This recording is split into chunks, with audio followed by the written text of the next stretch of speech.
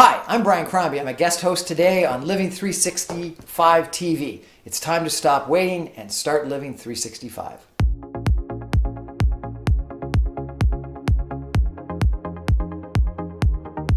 Hi, I'm Ed Mercer, guest host on Living 365 TV today. It's time to stop waiting and start living 365.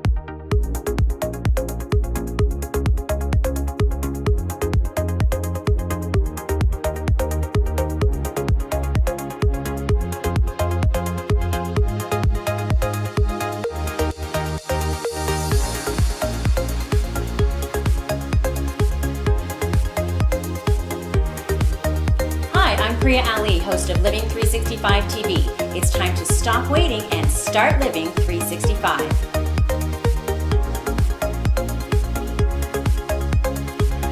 Welcome to Living 365 TV. I'm your host, Priya Ali.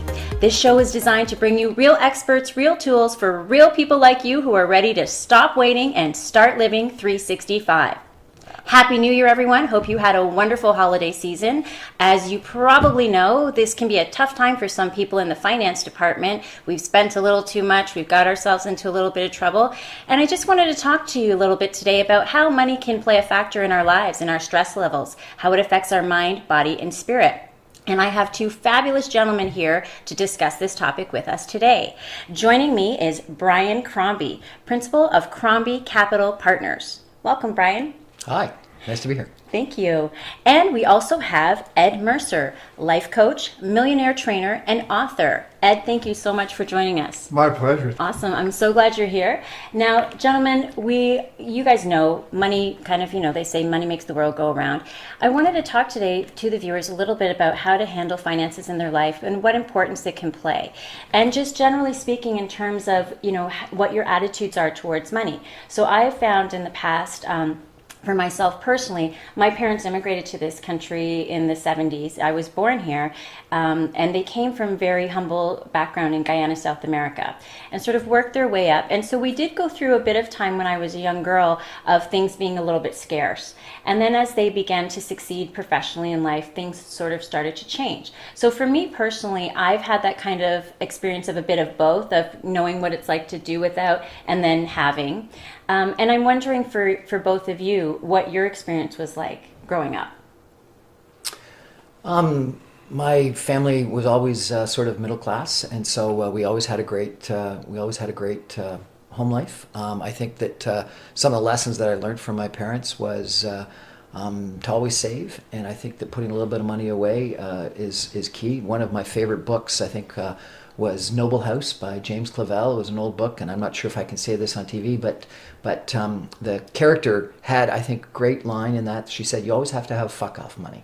And the reason why you have to have that is because you need a little bit of money such that if anyone ever pisses you off, upsets you, and you want to walk away from a job or walk away from a relationship or walk away from something, you got some money that you can rely upon to do that. And so I've always tried to make sure that I've got a little bit of a cushion available for me so that I can walk away from something. So I think that's key.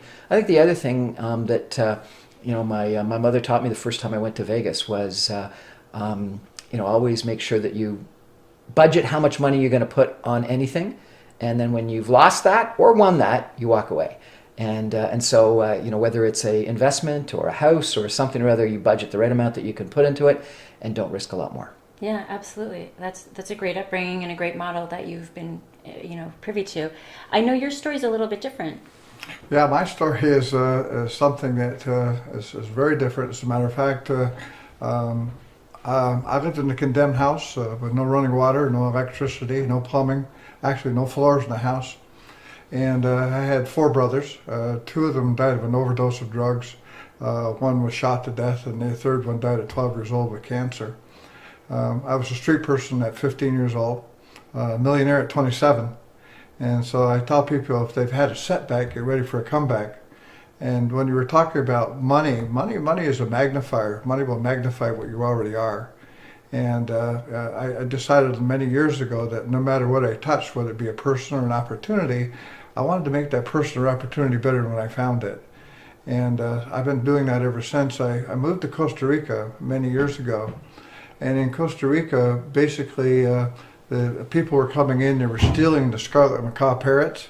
And not only were they stealing them, they were killing them, and they were selling the feathers on Rodale Drive for hats and purses and expensive dresses. And a lot of people with a lot of money, with extreme wealth, feel they can purchase anything money will buy, and they thought their children could have a pet monkey. Well, the only way you can have a pet monkey is to kill the mother, and if you don't kill the mother will commit suicide.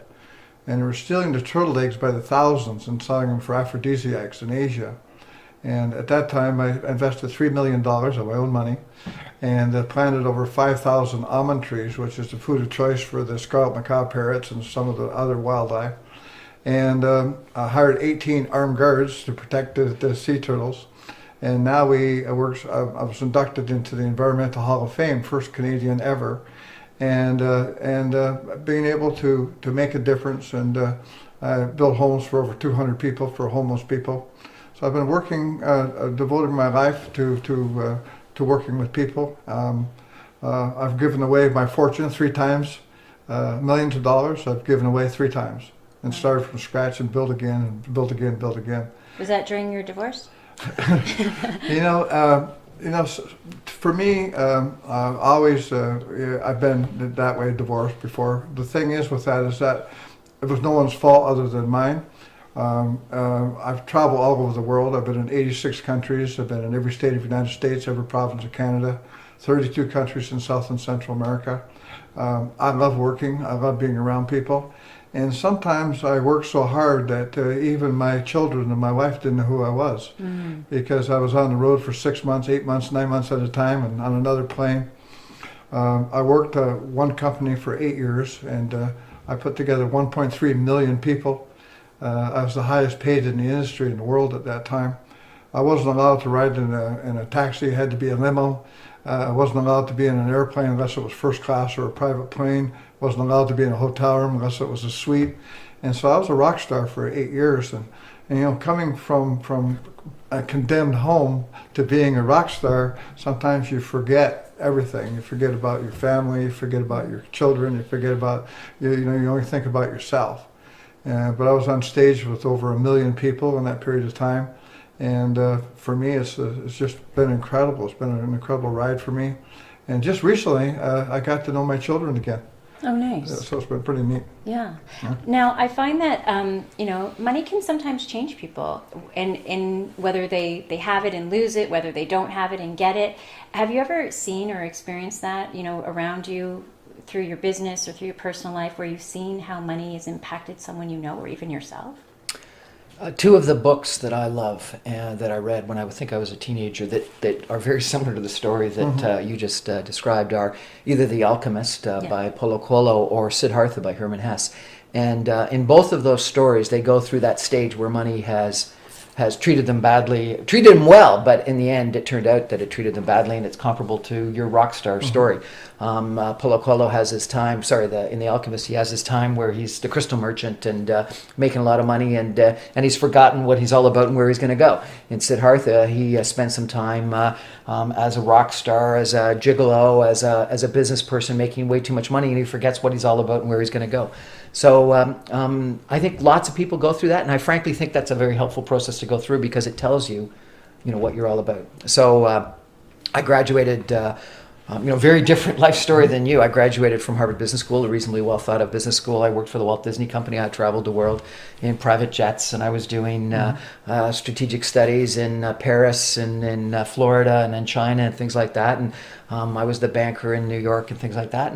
And I enjoyed it, but it wasn't home. We ended up moving back to Toronto.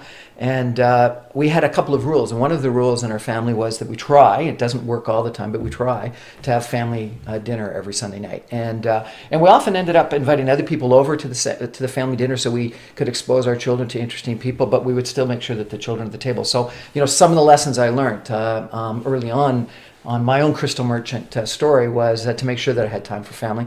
I have been married once for 31 years, not knock on wood that it'll continue, but I think that some of those lessons learned are one of the reasons why we kept grounded. I kept grounded, my wife kept grounded. Even though we've had some ups and some downs, you keep on going. So family, I think, is critically important, and making sure whether it's date night or family night ends up being something that you need to do. Saving some money so that you've got that money to fall back on. Diversifying and making sure that all your eggs aren't in one basket ends up being critical. But it's a very different life story than the exciting story that you just told us. I find that people go from a Timex to a Rolex, and from a outhouse to a penthouse, and from a Pontiac to a Cadillac, and they fail to grow as a person. And in order to have more, you must become more. In order for things to change, you must change. I say never be bitter, always be better. And that's what's really important to me, is personal growth and personal development. 72% of all the people that win the lottery, life ends in tragedy, because they don't grow as a person as their income grows. So it's really important that you, like I say, you need to grow as a person. And I've tried to do that every day. I want to be better tomorrow than I was today. Every single day that I lived, I go out there and try to touch a person, one person every day. And I feel if I touch one person every day, and 365, 365, that if I touch one person, they play it forward. I can make the difference in thousands of lives. In the beginning, there was 12 apostles. Now there's millions of Christians. And the key is that sometimes you just need to be an apostle. You need to go out there and do what you need to do. Yeah. I was watching TV one time, and I was just a young boy, and there was 3 people from the disability hospital, and they won the Florida State Lottery. They won $27 million, and they said to their first lady, "What are you going to do with your $9 million?" They split $9 million each. And she was in a serious car accident, and her face was disfigured, and she lost her eyesight. And she said, "If I could only see my husband and my 2 children one time, I'd give up my $9 million. The other person had no bodily functions whatsoever. He was in a wheelchair. And he said, "If I could only get out of this wheelchair just one time, just to see what it would be like to be a human being." And the other person was deaf and dumb. And he said, "If I could only speak and hear, I'd give up my $9 million. And at that time, although I was poor, I figured I was worth $27 million. I could speak, I could walk, I could talk, I could hear, I could do all the things that God gave me, all those gifts. And it was up to me to be able to use those gifts. And that was sort of a turning point in my life. And it was Christmas time, and I was on the streets. I was homeless on the streets. And a family came in, and they took me home with them. And I woke up in the morning, and the whole entire family took all their Christmas presents and changed the names and put my name on, right? Wow. So there's a lot of good out there. And so I decided to do the same thing. That's amazing. That's amazing. And, congratulations on being able to contribute back for what you've received and to overcome that. It's quite a To story me, to life tell. is totally like echo. Yeah. Whatever you put out, you always get back. If you go up on top of a mountain, yell out, "I love you, I love you," that's what comes back. You yell out, "I hate you," that's what comes back. And it's really important that you put out the right message. Yeah. You need to put out the right message on a daily basis. Definitely. Now, I know a lot of people often think that people who are affluent or have an abundance of wealth just have life easy. It's easy for them. And there's almost a stigma attached, or a envy I see within people when they're looking at where they're at from where they want to be, and they almost begrudge people that. And one of the things that I've noticed throughout my travels is that, and throughout my coaching practice, quite frankly, because I've had people in the practice who are, of affluence, and everybody bleeds the same. Everybody's heart gets broken the same. Everybody's, sheds a tear when they lose someone, no matter how much is in your bank account or not.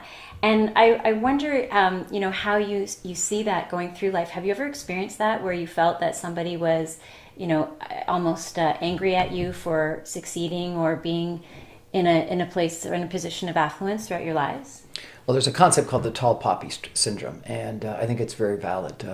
When one poppy grows taller, it's the first one that gets mowed down. And I think that regrettably we do have a thing in society where if someone ends up doing well, we want to cut them down. But then at the same time, we have this real desire for the redemption story. So we actually love it when someone actually has hit bottom and then comes back up, and we celebrate that. So I think there is a lot of jealousy. I think there's a fair amount of tall poppy syndrome where we cut people down, but then as well, we want to help them build back up again. Yeah, and I think sometimes too, when that person is down, we kind of like it because it gives us hope. I think for people that are in that situation, it gives them hope that, okay, they're down, maybe I can do it too.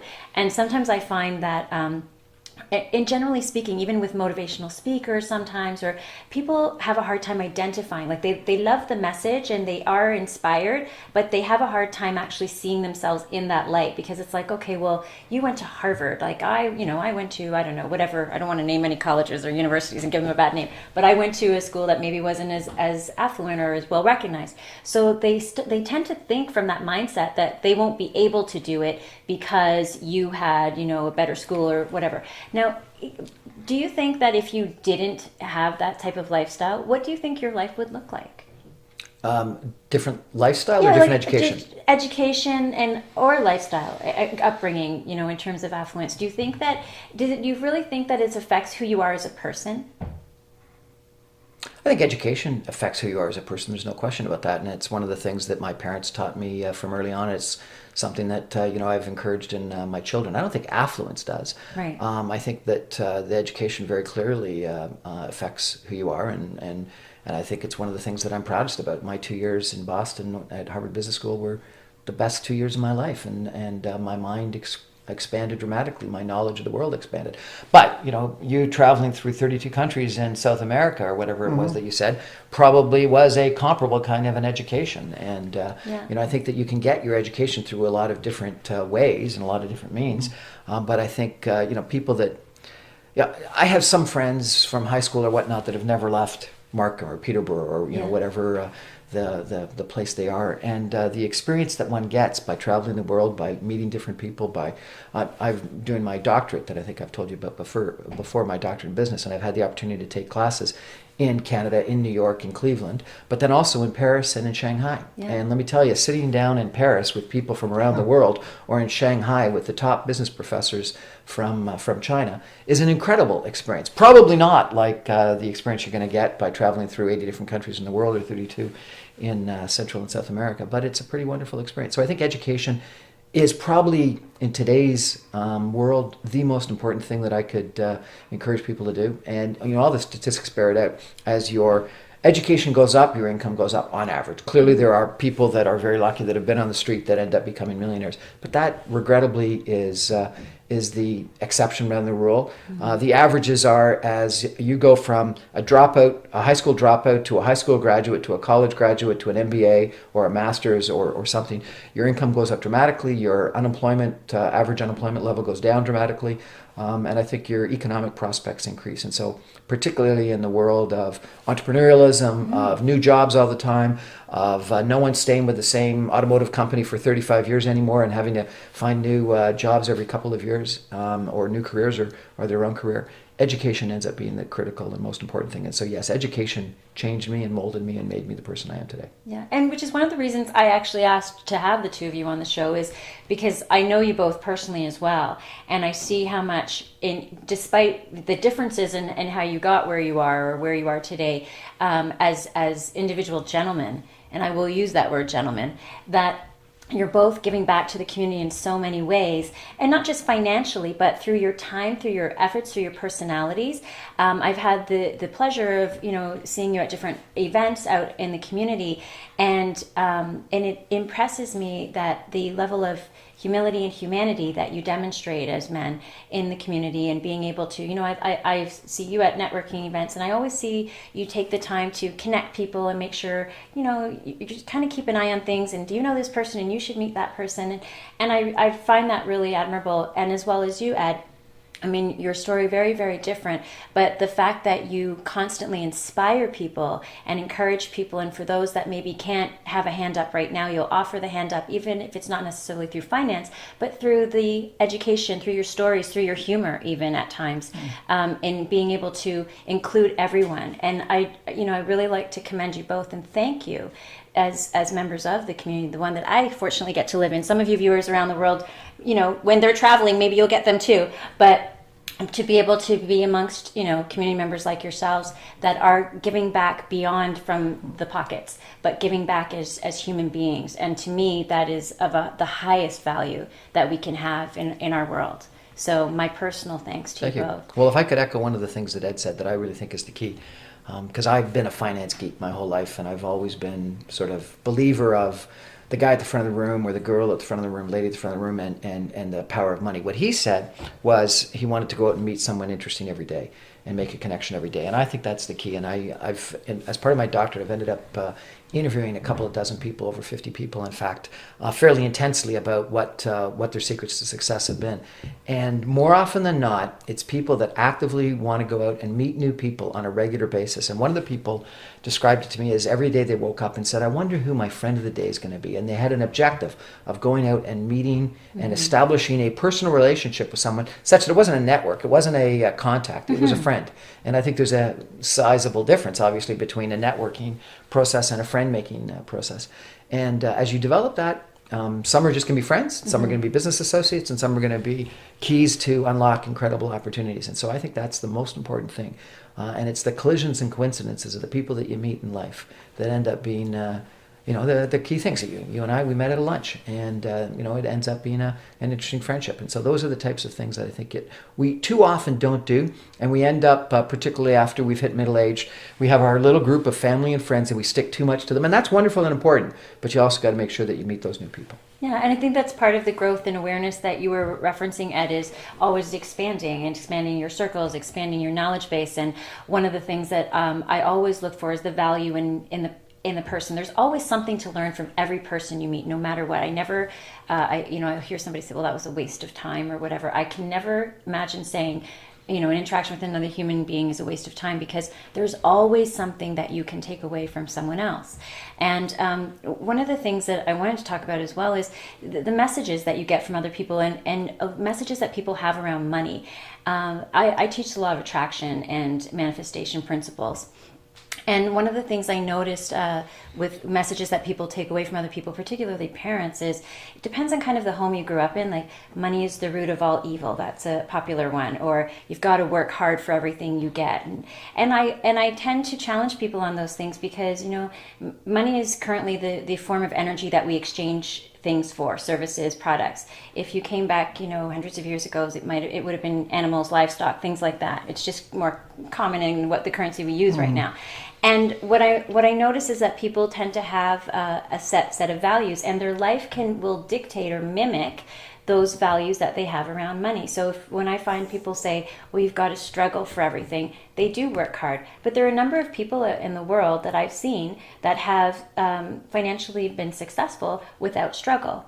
And I'm wondering if you guys have seen that, you gentlemen have seen that throughout your travels as well, where sometimes your belief system around money can dictate what your experience and your outcomes that you see with it throughout your day-to-day living. I believe that, sort of a big statement, but I believe that poor people should take rich people to lunch. I really do believe that.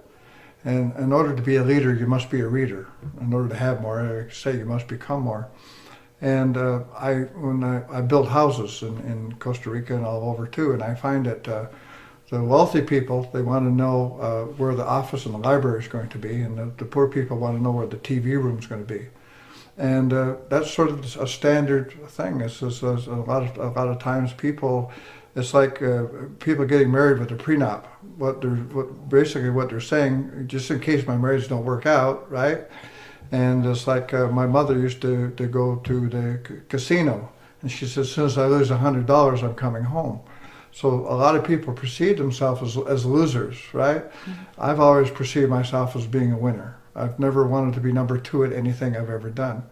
And I made 50 people millionaires, and millionaire at 27, with no education and being a street person. So someone asked me one day, how much money did Howard Hughes leave when he died?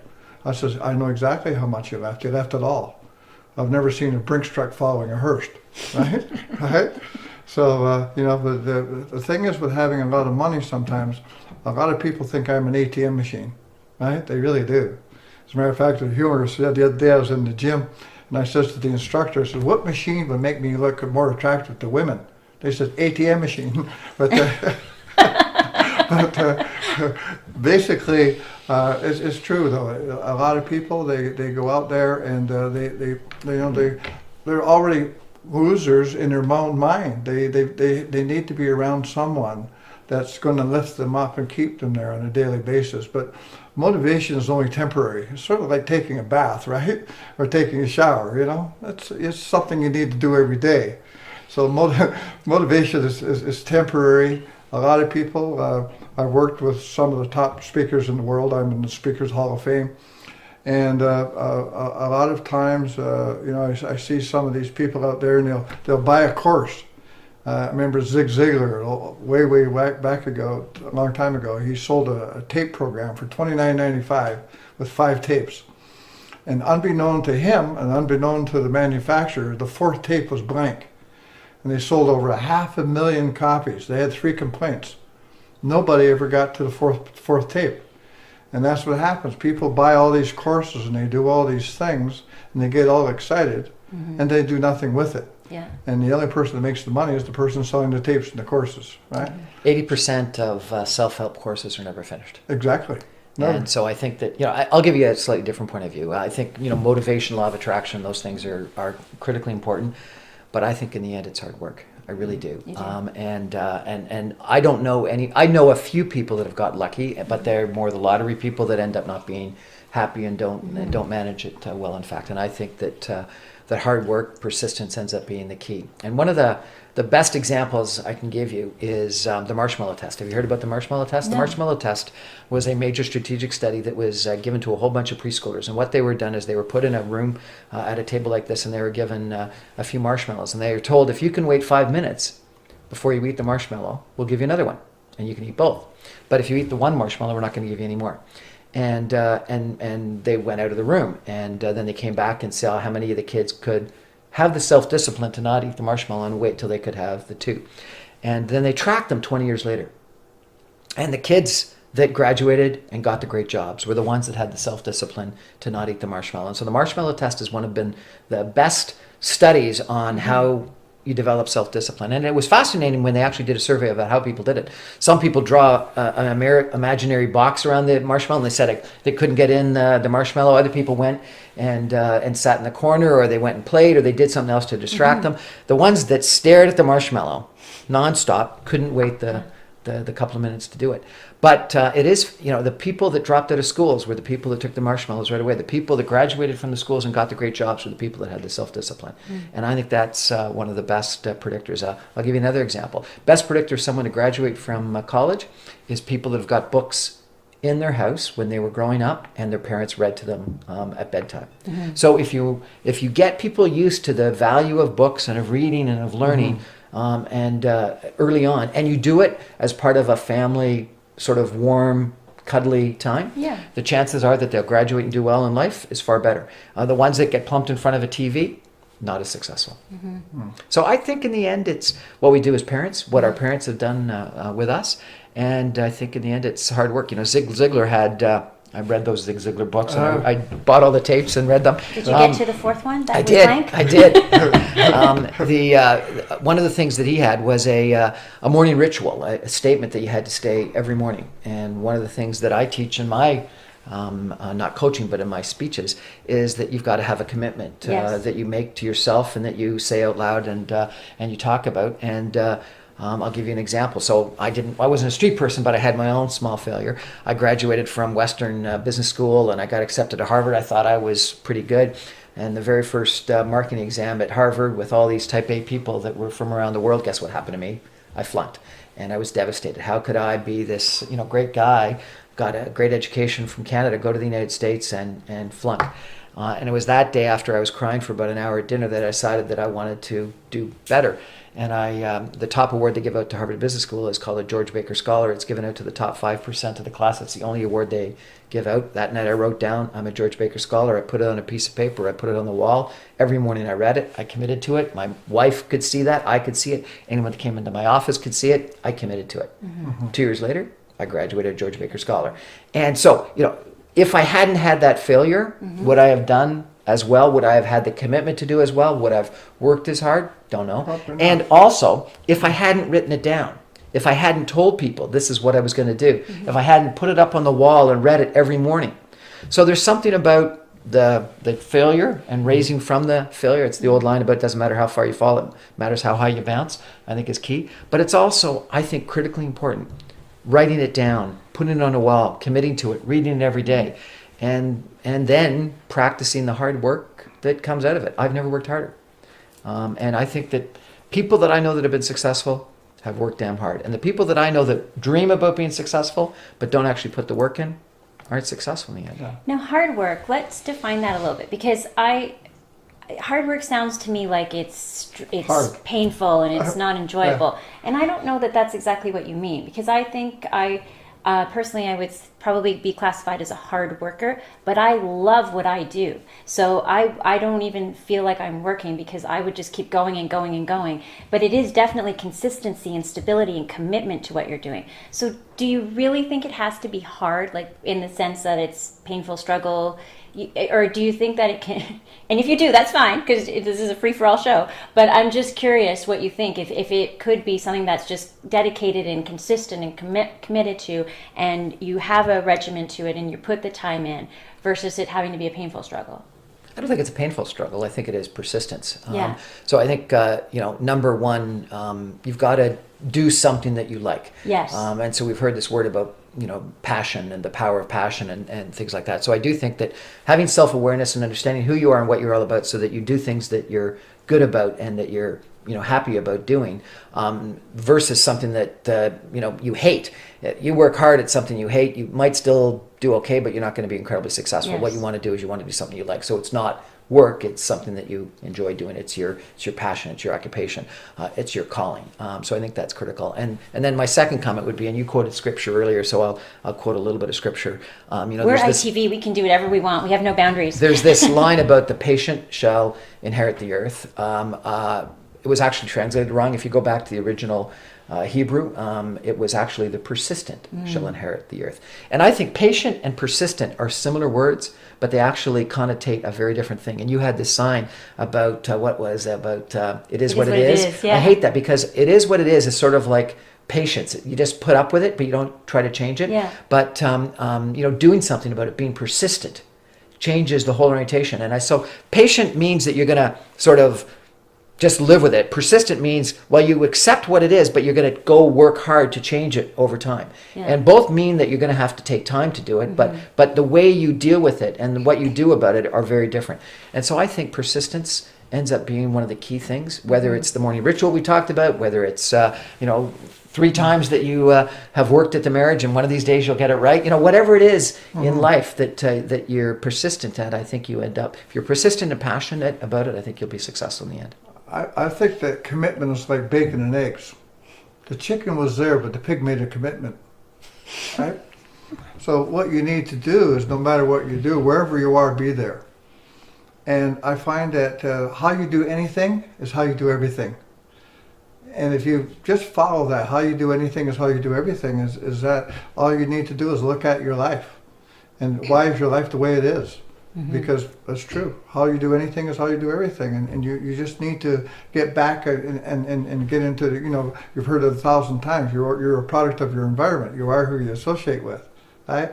Sometimes, unfortunately, it could be your own parents, could be your own family, could be your own children, it could be whatever. And what I needed to do, because I came from that type of a background, I moved 200 miles away, and that virtually almost changed my name, because I didn't want to be around those people, because there were street people like myself, and there were some pretty bad ones out there, right? And so I was a violent guy too. I became.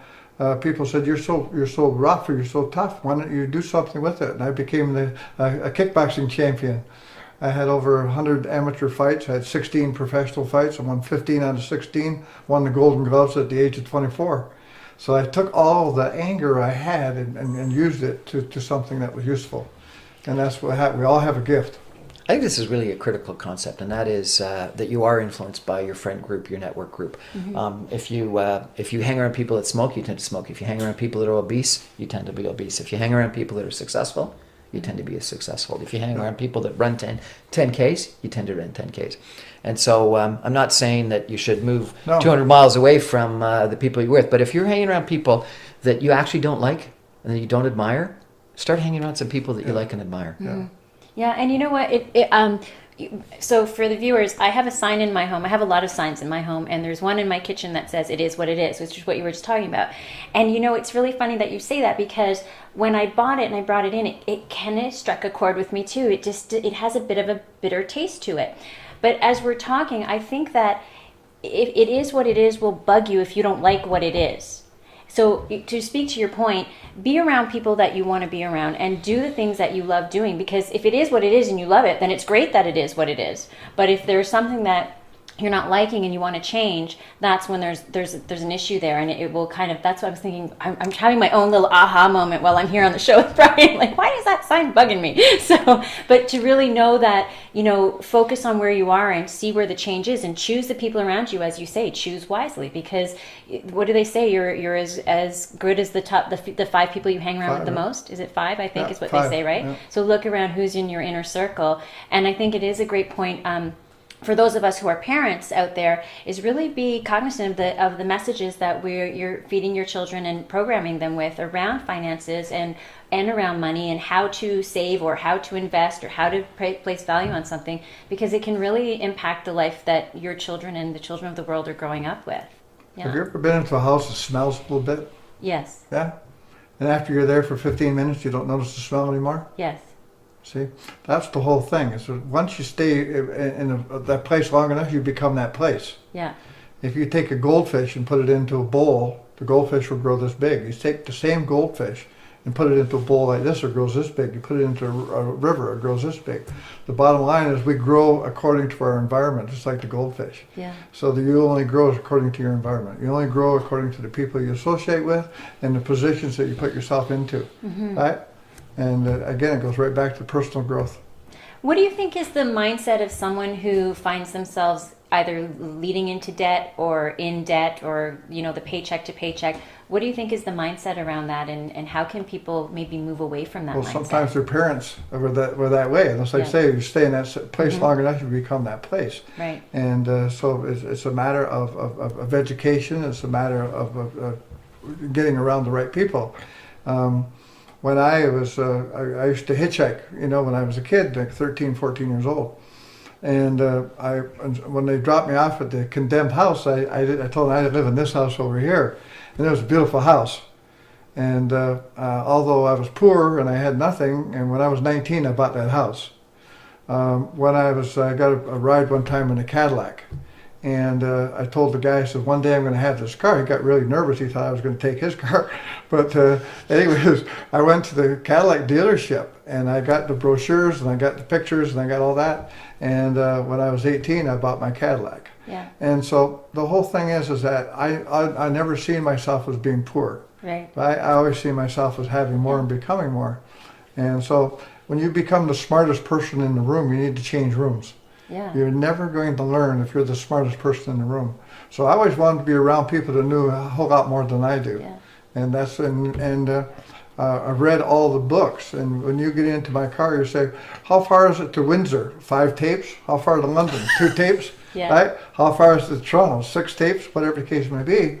Because when you get in my car, when you turn on the ignition, a motivational tape comes on, right? Not rap music, not any of those other things. I don't mean that badly, but what you know, again, I'm always around positive environments. Yes. And around positive people. If I'm around negative people, all of a sudden I got real busy. All of a sudden I got to go. Yeah.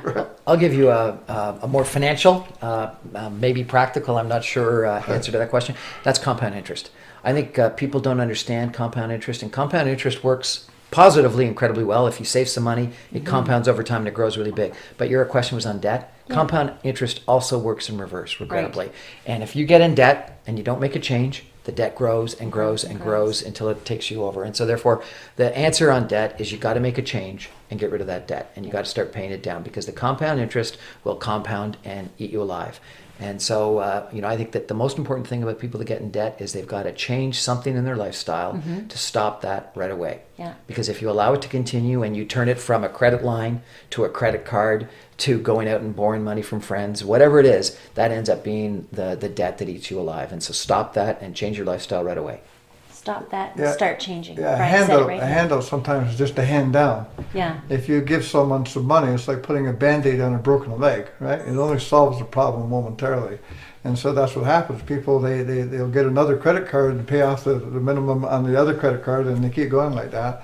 And first thing you know, they're so deep into it that they just can't get out. There's no way. I used to work for a guy by the name of Jim Pattison, a self-made billionaire, very successful gentleman. And while he used debt in his business, he was very careful to make sure that it was all in separate companies and non-recourse to one another. And he didn't have any debt personally. And one of his answers was, other than a house, which may make sense to raise a mortgage against, he didn't believe in personal debt. And I thought that was actually an interesting adage. And he would always ask us, you paid off your loans, you paid off your debt, paying off your mortgage. And so I think that ends up being the critical. And one of the most important things you can do is get out of debt and pay off your mortgage. Perfect. Now, generally I ask for a final word, but I think with you two gentlemen, I'd like to ask you, what book would you recommend to the viewers today? Anyone, doesn't have to be financially related, but what book would you recommend to such avid readers? Well, given the conversation we've had today, I'd have to tell you Siddhartha. So I think lots of people have read the book Alchemist by Paulo Coelho, but a lot of people haven't read Siddhartha by Hermann Hesse. And Siddhartha actually is like The Alchemist, but it is a longer and more interesting story, I think. And he does have his time as a financial guru, as I said, as a gigolo. And in the end, he finds that the relationship with people and relationship with nature, comparable to the sort of the story that you've given of Costa Rica, ends up being what he's happiest about. So I think it's one of the best books I've ever read. Thank you. Ed? My book is Think and Grow Rich. I've read it probably half a dozen times. I have it at my night table. I always I've lots of things underlined that I go back to. Think and Grow Rich by Napoleon Hill was probably the Bible for me. It's been the book that helped me change my life. Perfect. Thank you. Oh, one more. Oh, one more. This Value is one. Investing by Ben Graham. Okay. It popped up like that. You better read it. 1920s or 1930s. Yeah. Best investor ever. And what he said is find value opportunities and invest in those. Don't do the fly-by-night stuff. Perfect. Thank you. Now, I know you're available as a speaker as well. Where can people reach you? Where can they find you? And what's up and coming? Well, I've got a couple of speeches in February and March, and you can find that either on my Facebook account or follow me on Twitter at Brian Crombie, and or I've got a website, which is www.briancrombie.com. Great. Thank you so much. Thank you for having me. Thank you. Ed, what's up and coming, and where can people find Up you? and coming, my new book just came out. My last book was called The 8th Grade Millionaire. The reason being, of course, the only thing that kept me from university was high school. Never to go to school, but 8th Grade Millionaire. And now my new book is called Ed Mercer, Millionaire Mentor. I've made 50 people millionaires. I'm now going into Guinness's Book of World Records to make 100 new people millionaires. Fantastic. And I haven't set up my website. I just come back from Costa Rica, moved Yes. back to Canada, and it's just Ed Mercer 2003 at yahoo.com. Great. Ed, thank you so much for joining us. My pleasure. Ladies and gentlemen, finances will always play a part of your life. And it's really important that you make a choice. You make a choice as to how it's going to impact you, whether you're going to be the person that's in debt, whether you're going to be the person that decides who you're going to be.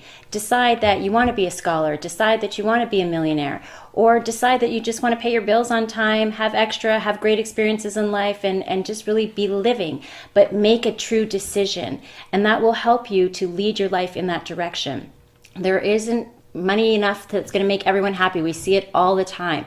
But by having control and having the option to do what you want, having the ability to choose the experiences you have because you've set yourself that way financially, will really impact your life in a positive way. I want to thank my gentlemen here, Brian Crombie and Ed Mercer, not my gentleman, the gentleman, Brian Crombie and Ed Mercer for joining us today. And as always, I want to remind you to stop waiting and start living 365.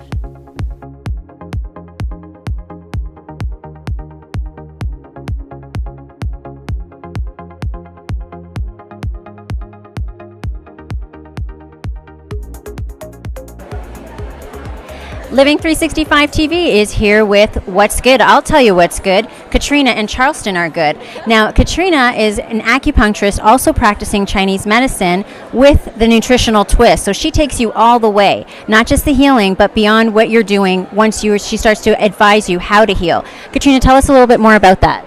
So in Chinese medicine, we understand that when you have symptoms, that's an indication, like warning signals from your body that certain organs aren't working properly. So what I do is I use acupuncture, I use herbal medicine to correct those imbalances and bring those organs back into proper function and balance. However, what I've noticed though is that if people don't change their nutritional habits, there is a tendency for them to regress, meaning the symptoms will begin to come back. And the changes aren't maintained over a lifetime. And that's really what we want for people, to be able to live healthy and well over a long period of time. So what we've done at the clinic is we've fused Chinese medicine and we've fused acupuncture and nutrition, and we put together plans that teach people how to eat well and teach people how to take care of their bodies. That way they're able to maintain good health over their lifetime. Fantastic. And here's where enters in Charleston. So here's the twist to this clinic. Charleston, tell us what you do.